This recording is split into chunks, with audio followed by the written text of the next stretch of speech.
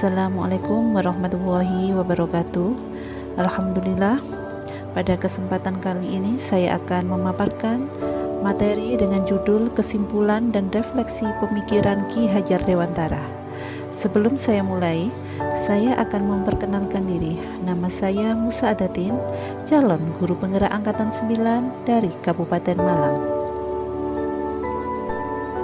Pendidikan menurut Ki Hajar Dewantara. Pendidikan menurut Ki Hajar Dewantara adalah merupakan sebuah proses memanusiakan manusia, sehingga harus memerdekakan manusia dalam segala aspek kehidupan, baik secara fisik, mental, jasmani, dan rohani. Adapun tujuan pendidikan menurut Ki Hajar Dewantara adalah penguasaan diri, menjadi manusia yang merdeka, mencapai keselamatan dan kebahagiaan setinggi-tingginya, dan untuk memajukan budi pekerti, pikiran, dan fisik sesuai kodratnya. Dasar-dasar pendidikan menurut Ki Hajar Dewantara diantaranya adalah pendidikan holistik. Ki Hajar Dewantara mengusung pendekatan holistik dalam pendidikan, di mana pendidikan tidak hanya mengajarkan pengetahuan akademis, tetapi juga mengembangkan aspek karakter, moral, dan emosional. Pendidikan holistik memperlakukan siswa sebagai individu yang unik dan berbagai bakat dan kecerdasan. Berikutnya adalah tunas muda. Konsep tunas muda menggarisbawahi pentingnya menyesuaikan pendidikan dengan tahap perkembangan dan kemampuan siswa. Pendidikan harus disesuaikan dengan usia dan maturitas siswa, memungkinkan mereka belajar sesuai tingkat pemahaman. Selanjutnya adalah pendidikan demokratis. Ki Hajar Dewantara menganjurkan pendidikan yang demokratis, di mana guru dan siswa bersama-sama terlibat dalam proses pembelajaran. Guru bukan hanya menyampaikan informasi, tetapi juga fasilitator pembelajaran yang mendorong diskusi dan partisipasi aktif siswa. Selanjutnya yakni pendidikan karakter. Ki Hajar Dewantara menekankan pentingnya pengembangan karakter dalam pendidikan. Selain mengajarkan pengetahuan, pendidikan juga harus membentuk kepribadian yang baik, berintegritas, dan beretika. Berikutnya, kebebasan belajar. Ki Hajar Dewantara mengadvokasi kebebasan belajar yang mengizinkan siswa untuk mengeksplorasi minat mereka sendiri. Konsep ini bertujuan untuk menciptakan motivasi intrinsik dalam belajar dan membangun kemampuan siswa untuk mandiri. Keteladanan guru. Guru dianggap sebagai panutan dan pahlawan dalam pendidikan. Mereka harus memberi contoh dan membantu siswa berkembang secara moral dan intelektual. Sebelum saya mempelajari konsep pemikiran Ki Hajar Dewantara, ketika proses pembelajaran di kelas, yakni teacher center, yakni pembelajaran yang cenderung berpusat pada guru dan jarang bereksplorasi di luar ruangan. Pembelajaran sering dihabiskan di dalam ruangan. Dan juga pembelajaran berfokus pada nilai dan KKM. Patokan hanya dilihat dari nilai yang diperoleh oleh siswa dan kurangnya memahami karakteristik siswa.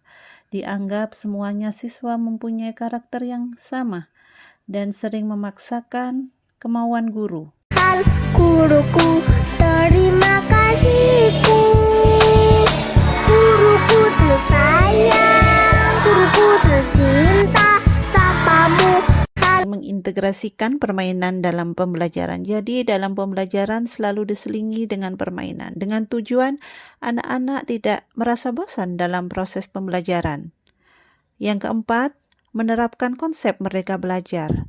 Dalam artian anak-anak berhak memilih pembelajaran yang akan dipilih sesuai dengan bakat minat mereka tanpa ada unsur paksaan.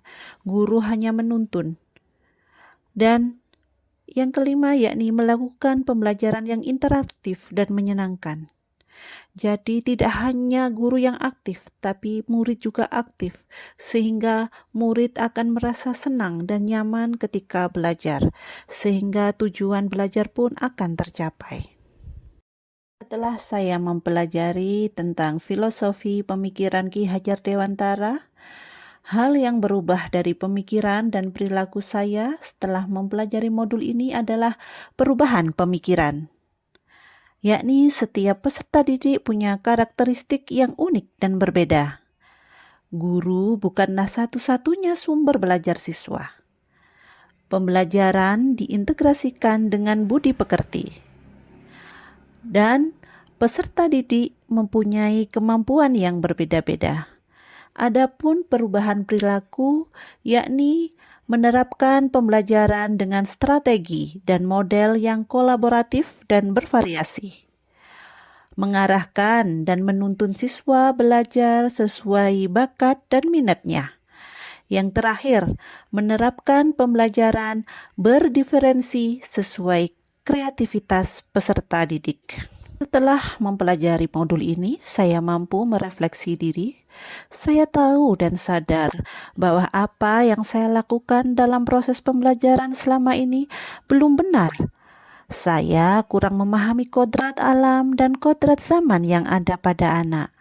Seharusnya peserta didik dan guru menerapkan konsep merdeka belajar dan berkolaborasi mengembangkan potensi sesuai karakteristik peserta didik demi mewujudkan peserta didik yang senantiasa selamat dan bahagia.